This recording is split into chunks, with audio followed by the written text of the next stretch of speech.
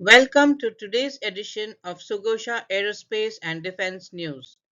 I'm your host Shanti Kuber, bringing you the latest aerospace and defense highlights for today.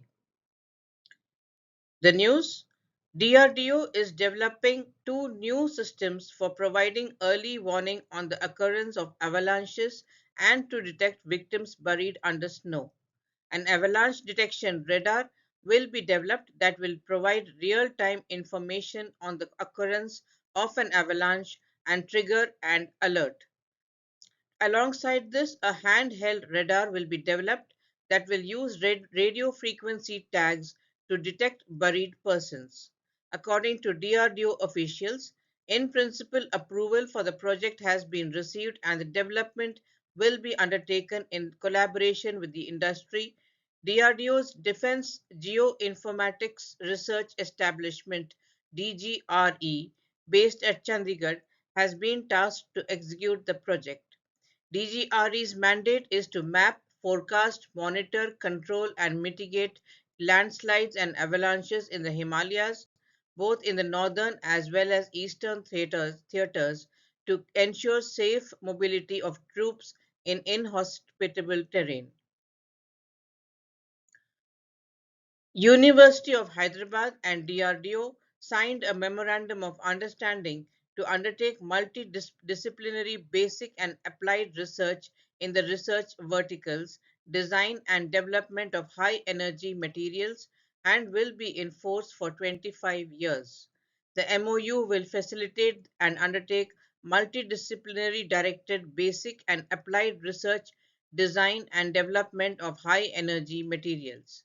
The Advanced Center of Research in High Energy Materials, which is now rechristened as DIACOE UOH, was established in the year of 2005 and supported by the DRDO since then. The center will work on high energy materials, energetic polymers and nanomaterials, and laser based technologies for detection and discrimination and initiation of HEMs and chemicals. The fertilizer maker Coromandel International subsidiary Dhaksha Unmanned Systems, which manufactures drones, has bagged an order to supply 200 medium altitude logistic drones and accessories to the Indian Army. This order comes on the back of a recent contract for the supply of 400 agri spraying drones from IFCO. These two orders are planned to be delivered over the next 12 months. DUS said it has a technology collaboration with Anna University and claims to be the only part player in the country to receive type certificates from DGCA for three drone models in medium and small categories for agriculture and surveillance applications. ISRO has transferred the IMS-1 satellite bus technology to Alpha Designs Technologies in a step towards enhancing private industry participation in the country's space sector. New Space India Limited, the commercial arm of ISRO, facilitated the technology transfer through an agreement signed during an event held at the NSTL headquarters on 2nd of August. The Malabar multilateral naval exercise, which includes participation from India, Australia, Japan, and the United States, will be hosted by Australia for the first time in August 23. The 10-day exercise aims to deepen the interoperability between the key partners, Australia, India, Japan, and the US, who are also members of the Quad or the Quadrilateral Security Dialogue. The Australian forces will field two warships, HMAS Charles and HMAS Brisbane. The Indian Navy will send destroyer INS Kolkata and multi-role stealth frigate INS Sahyadri. The exercise is also designed to deepen the partnership for the Indo-Pacific for shared aspirations for a free, open and resilient Indo-Pacific, and it will be followed immediately afterwards by Aussie Index, the biannual naval exercise between India and Australia. The US fired an MGM-140 Army tactical missile system for the first time in Australia as part of exercise Talisman Sabre 23.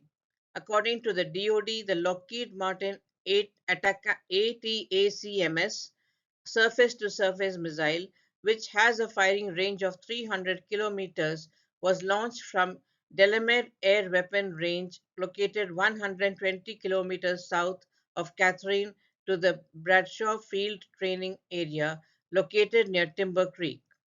In an Australian first, our Australian Defence Force was able to work with US partners to employ the ATACMs, which successfully fired and struck a long range target. This activity demonstrated complex logistical support and coordination between Australian and US forces to employ this system across vast distances as part of a multi domain strike capability. Fincantieri and CABI Catania, hereafter called CABI, a leading Italian company in the design, development, and supply of underwater vehicles for naval special forces, have signed a memorandum of understanding for the assessment of commercial and industrial cooperation in the field of underwater vehicles and their integration with larger vessels. That's all the news for today. We hope you're enjoying the news. Please do subscribe to our channel and we will be happy to get your feedback. Thank you and have a great day.